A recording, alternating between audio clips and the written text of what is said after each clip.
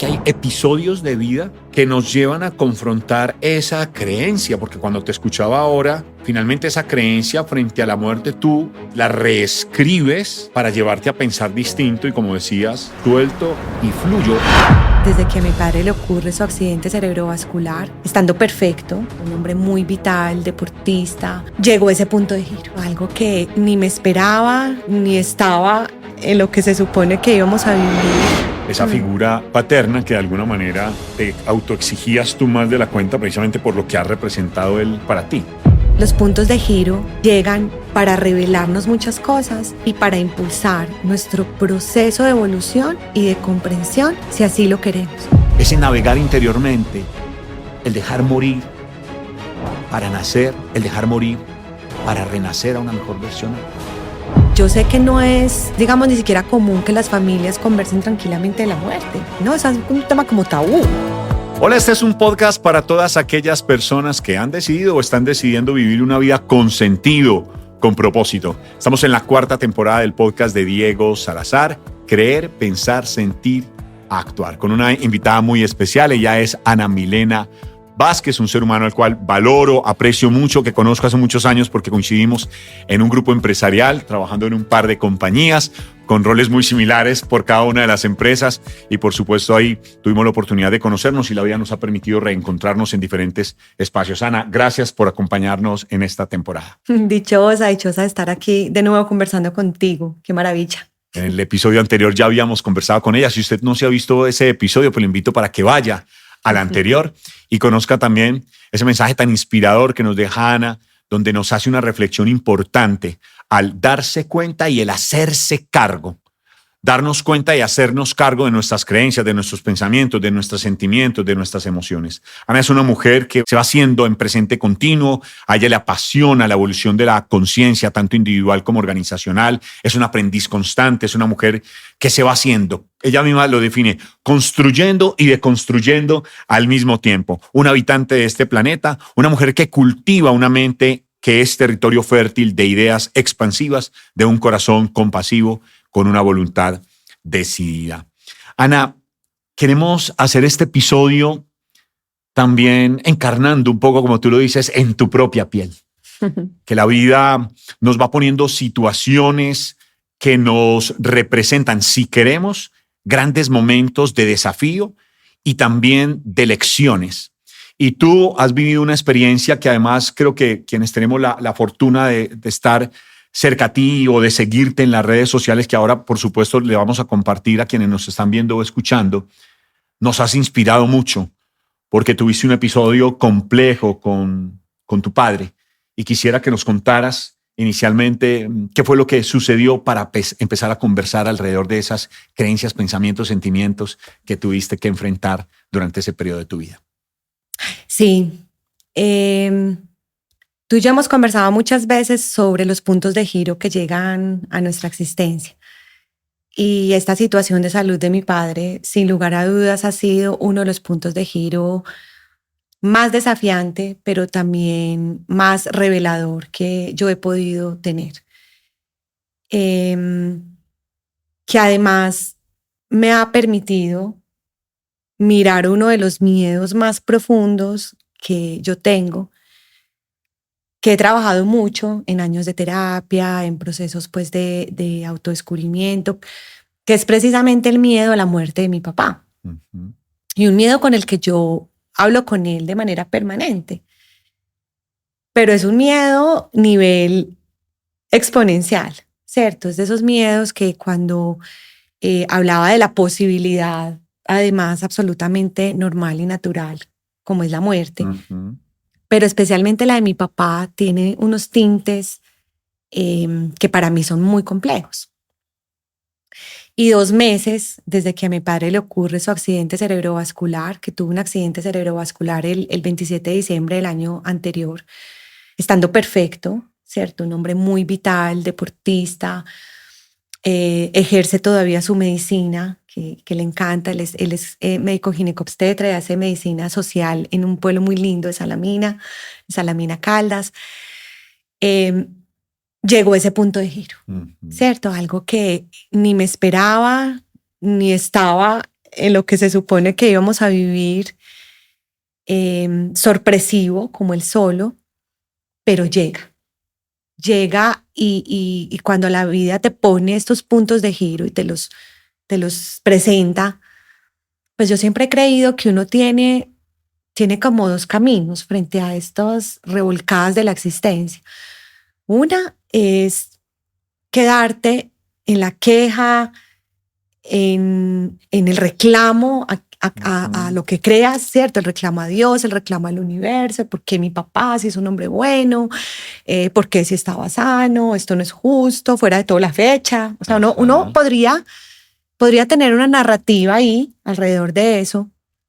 O otra que fue la que yo decidí aún en medio del dolor más inmenso y más profundo, yo te decía a ti como un dolor sin nombre, y es rendición, aceptación radical y confianza y fe. O sea, yo me acuerdo que cuando yo recibo la llamada muy en la madrugada que a mi padre le había ocurrido el accidente, yo alcanzo a tener esos minutos de pare, decir, ok, esto llegó, no sabemos cuál va a ser el resultado. Rendición, aceptación, fe y confianza en que sea lo que ocurra, va a estar bien. Va a estar bien. Y me acuerdo mucho nuevamente de ese diálogo interno de Ana con Ana, cuando iba viajando hacia Manizales. Yo soy pues de Manizales y tuvimos que girar el timón porque íbamos a pasar pues 31 en el mar hacia Manizales, pues a estar pues cerca de mi familia y de mi padre. Y ya van 2 meses del accidente de mi papá continúa en el hospital y han pasado muchas cosas, pero yo llegaba a comprender, Diego, que los puntos de giro llegan para revelarnos muchas cosas y para impulsar nuestro proceso de evolución y de comprensión, si así lo queremos. Y si así lo queremos ver. Entonces, nunca quise ponerme en una posición de víctima ni en una posición de resistencia a lo que se estaba presentando. Aún sintiendo el dolor que todavía tengo, pues porque además yo en estos 2 meses, yo ya digo que yo ya convivo como con un hueco, es una cosa, es un vacío, es un hueco, porque todavía el proceso sigue siendo muy incierto. Hay muchas evoluciones, gracias a Dios, pero todavía es muy incierto. Pero conviviendo amorosamente con eso, o sea, conviviendo con esa realidad que está ahí, que ya llegó y que decido aceptar, Y con el miedo a la muerte de mi papá, porque además el punto de giro fue intenso, o sea, tenía que ser mi papá. Lo que tú nos contabas, perdón, en el capítulo anterior, entre otras, lo que representó también para un descubrimiento tuyo, de tu proceso personal, ¿cierto? Esa figura paterna que de alguna manera te autoexigías tú más de la cuenta precisamente por lo que ha representado él para ti. Completamente. Y yo con mi padre tengo hoy en día una relación que es muy sana, porque ambos la hemos sanado. O sea, ambos hemos construido una relación que es muy libre, muy genuina. Entonces yo digo que mi padre para mí es como un testigo amoroso de mi existencia y como un testigo empático de mis momentos difíciles, un cómplice impresionante y una voz que para mí es muy sabia, muy referente. Entonces cuando tú ves el miedo y te visita y nos respira aquí encima, comprendes que simplemente esta situación llega también para de alguna manera resignificar la muerte. Sí, y resignificar. Mover esa creencia frente a la muerte, ¿no? Claro. A propósito de, de las creencias de ya. Claro, a propósito de esa creencia en relación con la muerte, porque yo sé que no es, digamos, ni siquiera común que las familias conversen tranquilamente de la muerte. Claro. No, es un tema como tabú. Claro. ¿Cierto? Y no falta la tía por allá que diga, no, no hable ella porque la trae. Sí. ¿Cierto? Creencia. Sí, creencia. No, es como si, pues, Claro. no. Hay que hablar de ella. Y hay que tener una relación pacífica con ella, porque está. Ujú. Entonces, cuando llega a este punto de giro y yo empiezo a transitarlo con mi alma desnuda, porque han sido días muy retadores, pero también muy hermosos, porque se empieza a manifestar esas miradas de romper con creencias, en este caso alrededor de la muerte, y resignificarla a ella y resignificar nuestra vida. Diego, y yo decidí compartir mi camino, primero porque he encontrado que una forma de yo hacer terapia es escribiendo.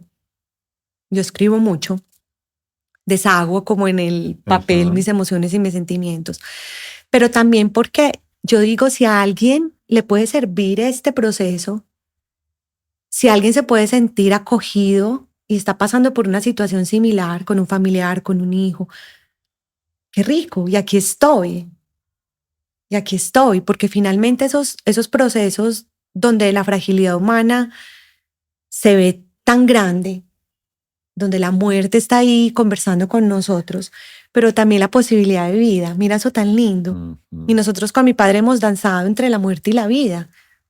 Mi padre ha fluctuado en ambos escenarios y en este momento, pues la vida va ganando un poco ahí la partida. Así es que la palabra es ganar, pero ahí ha estado. Y cómo nuevamente uno se encuentra en la fragilidad y en esa danza con personas que llegaban a la UCI, que tú no conocías, pero el sentarse al lado y al verlas derrumbadas, pues yo terminaba abrazando a alguien que no conocía, pero al instante ya estaba con él ayudándolo. Que también está viviendo su propio dolor por algún familiar cercano ahí en la UCI. Claro, porque además en la UCI pasa todo un poquito. Claro. O sea, yo nunca había convivido en una UCI y pues estuve viviendo literal en la UCI un mes y una semana, que fue que mi padre estuvo en la UCI. Y todos los días eran historias distintas. Y yo siempre cuando llegaba al corredor de la UCI, yo decía, Dios universo, permíteme ser un instrumento de compasión, de amor, no solo para mi papá, sino para las personas con las que yo me voy a encontrar. Porque es natural. Claro. O sea, en cualquier momento el del cubículo al lado trascendía y nos tocó vivir eso todo el tiempo. Familiares solo recibiendo la noticia, historias, accidentes, cosas. Entonces, ¿cómo comprender que no solo era la situación de mi papá, sino que uno podía convertirse quizás en un apoyo, en una ayuda, en un hombro para que otro ser humano llorara con nosotros? Y mira que eso me llevó también a pensar que desde ahí es donde nos unimos. Desde esa vulnerabilidad. Claro, y esas, claro, porque eso es lo que nos une como humanos, ¿cierto? El tema de tener que despedir un familiar, aceptar una enfermedad que quizás no tiene cura, un accidente sorpresivo que nadie quiere pero ocurre, la situación de mi padre. Entonces, para mí este ha sido un ejercicio de 2 meses como una escuela existencial profunda de humanidad.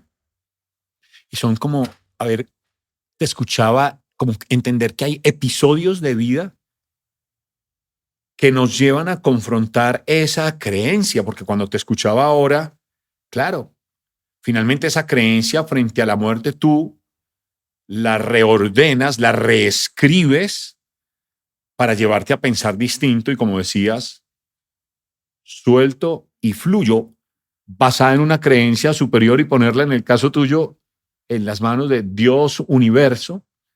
Estoy preparado para cualquier sea la decisión, ¿cierto? No es tu voluntad, es una voluntad superior, pero me doy la oportunidad de reescribir esa creencia para pensar de una manera diferente y transitar esos sentimientos y esas emocionalidades desde otro lugar interior. Absolutamente. Y sabes que me gusta mucho eso que mencionas porque me haces pensar en este momento que, claro, los puntos de giro son puntos de evolución siempre y cuando estemos dispuestos a mirar las creencias, algunas limitantes, otras empoderadoras, los miedos, para buscarles otra salida y otra resignificación. Y una de los temas que yo pienso en este momento y siento en relación a la situación de mi padre es, muchas veces nos atamos a ese miedo a la muerte y dejamos de vivir lo suficiente con esa persona que tememos que muera, porque en nuestro interior está el miedo a perderlo, pero es que no lo has perdido, pues que está sentado al lado tuyo tomándose un vino contigo, entonces tú ¿por qué estás metida en Pensando ese en miedo? en la imaginería que nos Claro, va. claro. Y mira, nosotros tenemos un círculo un ritual de oración todas las noches por mi papá, que muchas personas nos han acompañado. Y en ese ritual yo siempre converso con esas personas y les digo que esto que está pasando con mi padre sea un eco de enseñanza, de reflexión, de hay que vivir. Ujú. O sea, realmente hay que vivir. Entonces, ¿cuántas familias distanciadas por problemas que se pudieron haber conversado? ¿Cuántos hijos distanciados de sus hijos por algo que tiene solución, Dieguito, algo que tiene solución? Pero en medio de nuestra soberbia, nuestro orgullo, nuestro ego, nos vamos distanciando de los vínculos más significativos que son los vínculos con nuestra familia.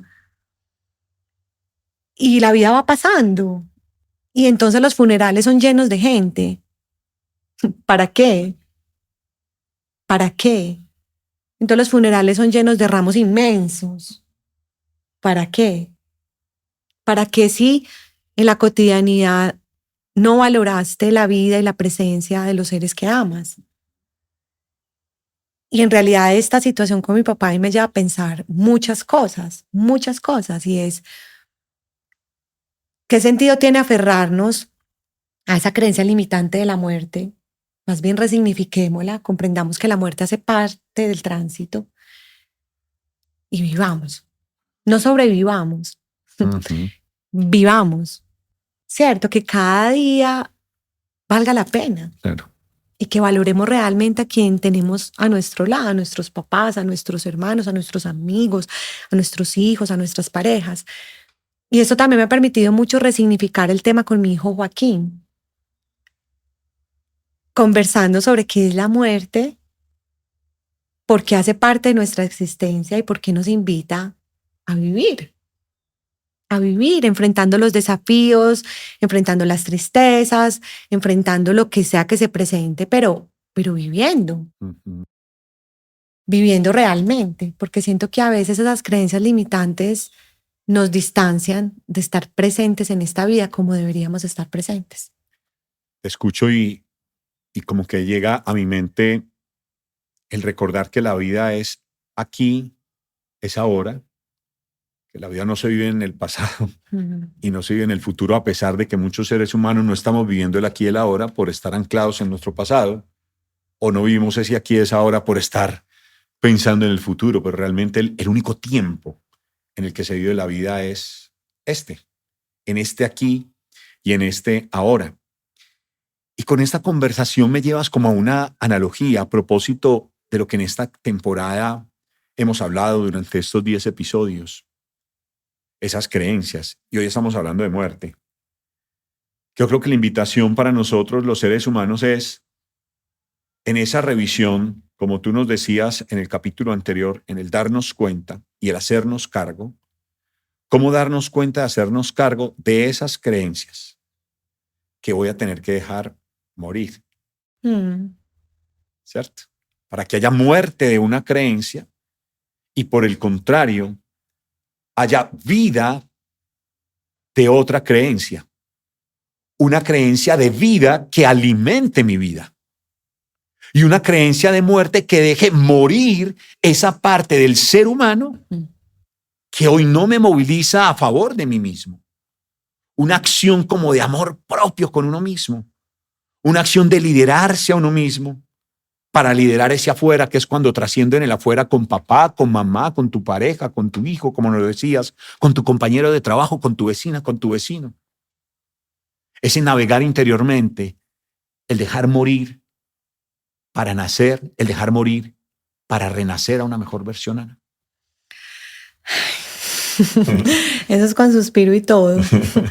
Sí, porque me nutres mucho en este momento, que no es necesariamente la muerte como dejar de estar en este plano, ¿cierto? La muerte pues de nuestra vida, Claro. de este estuchecito, Ujú. sino que tenemos que dejar morir, que no nos permite acercarnos mucho a la esencia que está ahí esperando por nosotros, De ¿cierto? acuerdo. Qué belleza esa pregunta que lanzas en este momento y esa reflexión alrededor de qué tendemos que dejar morir para poder avanzar mejor. Ujú. ¿Cuáles son esas creencias, esos limitantes, esos libretos que nos hemos creído que a veces son tan pesados, que hay que dejar morir para trascender y evolucionar a otra cosa? Y me gusta mucho eso que dices, eh, porque sabes que yo soy una convencida que el accidente cerebrovascular de mi padre es solo un instrumento para muchas cosas, No solo para ti. no solo para mí, Ujú. exactamente, pero es que es un instrumento, por teso que haya sido, difícil que haya sido, y la sanación es mucho más que física.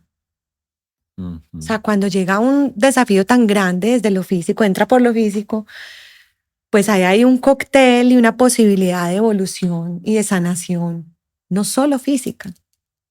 Yo estoy segura para él, para mi familia, para muchas personas, sino también sanación espiritual. Y mira que mi padre tiene todavía una mirada muy práctica de la muerte, un hombre muy de ciencia, y esto le está de alguna manera enseñando a él, y yo lo he hablado con él, pues que la existencia no depende de él. El estar o no estar aquí, pues no depende de él. Qué belleza de enseñanza, qué belleza de rendición. Ujú. Y qué belleza todo lo que ocurre cuando te das la posibilidad de preguntarte y habitar esa pregunta. A mí me gusta mucho esa pregunta que haces porque es como una invitación a que habite la pregunta, no conteste en piloto automático, porque es una pregunta maestra de valor que tiene que dejar morir hoy para poder vivir en expansión. Ujú. La maleta a veces se va haciendo muy pesada, y cuando uno se encuentra con esas experiencias tan de frente, uno replantea mucho qué estoy cargando en la maleta. Y generalmente es uno el que le va metiendo cosas a esa Claro. maleta, no son los La otros. sobrecargo yo mismo. Ujú. Pero además es que es el hobby. Pues yo sobrecargo la maleta y fuera de la siento pesada, pero ¿qué le hace? Compra una más grandecita Eso y más para echarle otro grande, poquito. eso con unas rueditas más grandes, pues porque Ajá. no. La mochila tiene que ser liviana, Ujú. debe ser liviana, Para que no pague sobrecupo. para que no pague Ujú. sobrecupo. Qué lindo eso, para que no pague sobrecupo. Y también cómo comprendemos estas situaciones desde pedirnos perdón a nosotros mismos por pagar esos sobrecupos que nos asfixian, ¿cierto? Y nuevamente, ¿qué tengo que dejar morir? ¿Cuáles son los hábitos con mi mente? ¿Cómo nutro mi corazón? ¿Cómo cuido mi cuerpo? Ujú. ¿Cierto? He sido bondadoso con mi cuerpo. ¿Cómo le hablo a mis pulmones? ¿Cómo le hablo a mis pies? ¿Cómo le hablo a mi humanidad, a toda? Yo soy una convencida de eso. Yo sé que esto llega a mi familia y llega por quien tiene que llegar, que es ese amor, ese hombre hecho amor que es mi papá para mí, Ujú. porque esto llega para ser un punto de giro y una sanación mucho más profunda que física. Aún con el desafío físico, Ujú. aquí hay enseñanzas para mi madre, enseñanzas para mis 3 hermanos, para mi esposo, para mi hijo, para todos. Y, y me dejas esa tarea. Ujú. Y qué rico que esa tarea le quede a todos y a todas, que tendríamos que dejar morir. Ujú. Claro, porque la situación finalmente, tal y como nos lo estabas diciendo, se va a convertir como en el pretexto. Pero es el pretexto de un asunto mucho más profundo que es sobre el cual sí tengo gobierno.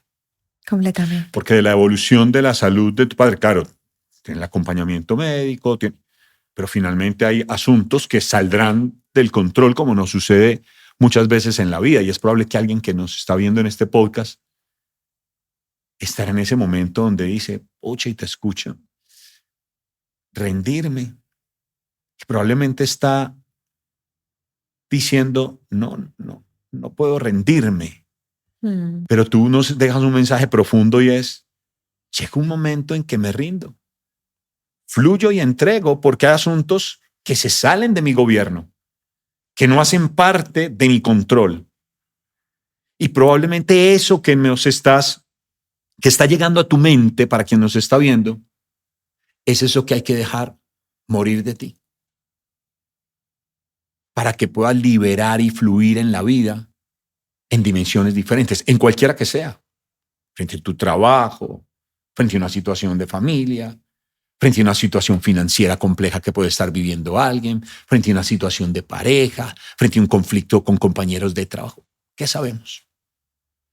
Pero rendirse, Ana, para entrar como en el cierre de este episodio, con mucha valentía tú te rendiste hasta esa situación.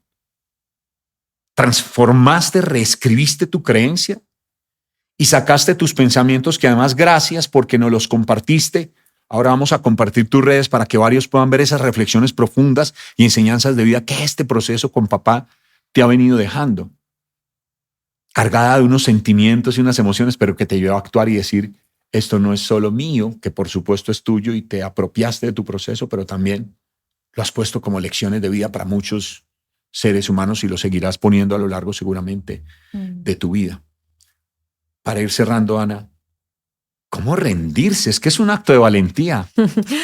Y esa palabra puede tener muchas connotaciones, ¿cierto? Y yo lo que creo es que ante eso que uno no tiene el control, porque sabe que en mi caso, en mis creencias, hay unas fuerzas superiores, unos designios superiores que son quienes deciden, ríndase y acepte, que es lo que yo intenté hacer con mi viejo. Cuando pasó lo que pasó, yo dije, ok, nunca desde la queja y desde pelear con Dios, ¿cierto? Romper relaciones, sino desde acepto. Es más una posición de aceptación. Pero esa rendición no puede ser confundida con no te hagas cargo de lo que te corresponde. Es muy distinto, claro, el mensaje es otro. Correcto. Claro, la rendición no es una posición de mediocridad. De no, entonces como pues nada depende de mí, pues no, es aceptación radical porque ocurrió lo que debía ocurrir y ya está. Y voy fluyendo con lo que pase cada día. Pero si usted sí tiene el gobierno de muchas cosas. Tiene el gobierno de lo que a usted le corresponde para enfrentar esa situación, ¿cierto? Tiene el gobierno de la autorregulación de sus emociones tanto como sea posible, porque además en estos momentos es como una olla pitadora, ¿cierto? Todos estamos como con la sensibilidad a flor de piel. Claro. Prudencia en la palabra, manejo emocional tanto como sea posible y cuando sienta que no está siendo capaz, recójase. Eso sí le corresponde. O sea, cuando tú decías ahorita esa parte de su gobierno, su soberanía, lo que usted hace, lo que él dice, cómo se expresa, eso sí es responsabilidad suya. Claro. Porque es que yo, Dieguito, soy muy usted no puede ser tan mediocre de pedirle, por ejemplo, a Dios, no, es que Dios proveerá. No, pues no. Ayúdate que yo te ayudaré. No, claro. Eso es rezando, pero con el mazo dando, ¿cierto? Que claro. Es muy bella esa frase. Y es, hágase cargo de lo que le corresponde. Claro. Porque si esto es lo que la vida le está ofreciendo, tiene que sacar toda la grandeza posible. Y cuando salte la liebre, cuando quiera gritar, también hágalo. Ahora tú y yo conversamos. Coja el carro y váyase llorando. Ponga la canción que más la va a hacer llorar. Que lo escurre. Porque hay que escurrir. Yo he gritado en la ducha. He gritado en la ducha. literal. Salgo de la ducha a seguir enfrentando la situación. Claro. Y también comprendiendo que por más que yo quiera hacer mucho por mi papá, hay una parte en la que yo lo puedo acompañar, quizás contener, pero hay gran cuota que depende de él. Uh-huh. En ese diálogo interno que él está teniendo, en su mentalidad, en el manejo de sus emociones. Por más que yo lo ame y quiera que él salga de este camino de la mejor manera, llego hasta un punto, por lo mismo, porque su responsabilidad, el gobierno de su existencia, Uh-huh. es de él. Porque también me estaba pasando en un momento del camino que yo quería como solucionar todo, hasta lo que no me correspondía. Yo tengo por ahí un síndrome de Policarpa que mi terapeuta me ha revelado mucho y a veces sale. No. Hágase acá, que eso le corresponde a tu viejo. Claro. Y él tiene también que tomar su reflexión y su aprendizaje de la situación, porque además es quien lo está viviendo en carne propia. Uh-huh. Dale el espacio, porque él también necesita digerir su proceso, tomar sus decisiones, manejar sus emociones, y tú no lo puedes hacer por él. Claro. Ni por él, ni por tu mamá, ni por tus hermanos. Uh-huh. Cada uno tiene que hacerse cargo de lo que le corresponde frente a la situación que la vida nos está ofreciendo. Qué bonito, Ana. Gracias. Gracias por abrir tu corazón, tu sabiduría, la intimidad también de tu familia y de un proceso que seguramente al escucharte, como le ha pasado o nos ha pasado a varios de nosotros, nos has alimentado la existencia a partir de tu drama personal, pero que nos has invitado a pararnos desde otro lugar interior para ver en esa situación cómo puede ser mucho más luminosa nuestra existencia con base en lo que nos has compartido a través de tus contenidos. Invitémosle a la gente para que dónde te pueden seguir, ubicar y contactar. Gracias, porque además conversar también es terapéutico para mí. Uh-huh. Entonces, gracias. Tengo 2 redes sociales, una que es Milito Vázquez, como el Milo que te tomas, calientico por la mañana, y tengo una cuenta que es mi pasión y mi vocación, pues, de consultoría, que es @Ana Conciencia Organizacional. Muy bien, ahí está para que ubiquen a Ana, para que puedan también seguirse llenando de todo su conocimiento, su sabiduría, su capacidad reflexiva. Si la gratitud es la memoria del corazón, Ana, de corazón, gracias por estar aquí en esta 4ª temporada. Si la gratitud es la memoria del corazón, de corazón, gracias a ustedes por estar aquí.